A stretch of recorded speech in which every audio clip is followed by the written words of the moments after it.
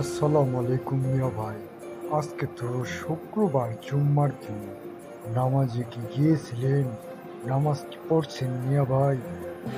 ওয়ালাইকুম আসসালাম মিয়া ভাই। আজকে শুক্রবার। আমি তো জানি আজকে শুক্রবার জুম্মার নামাজের দিন। তো আমার এই অবস্থায় আমার এখনো তো বয়স হয় নাই। আমার নামাজ পড়ার কি বয়স হয়েছে? আর নামাজ পড়ার বয়স হলে তারপরে নামাজ পড়বো। এখন নামাজ পড়ে আমি কি করবো মিয়া ভাই?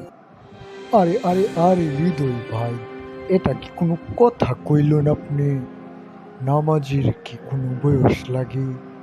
আল্লাহ পাক কি বলছে জানেন না? নামাজ না পড়লে তাকে জাহান্নাম খাটতে হবে। এগুলো আপনি জানেন না মিয়া ভাই? আরে হৃদয় ভাই, কিসের জাহান্নাম?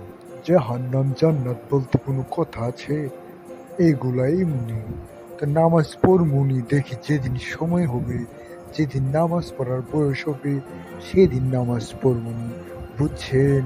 আর আপনি আমাকে এত জ্ঞান দিয়েন না মিয়া ভাই। বুঝছেন হৃদয় ভাই? এত জ্ঞান দিবেন না আমারে। আরে আরে আরে ভাই, এটা এমন কেমন ধরনের কথা বললেন এটা ভাই? এটা কি কোনো কথা হলো?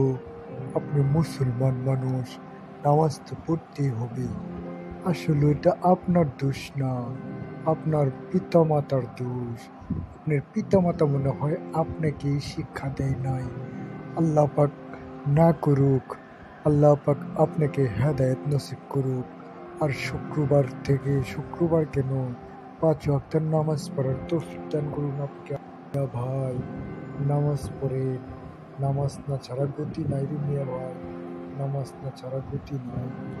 ধুরু, ধুরু, ধুরু, ধুরু হৃদয় ভাই, আপনার সঙ্গে কথা বলে আমার সময়টাই নষ্ট করলাম।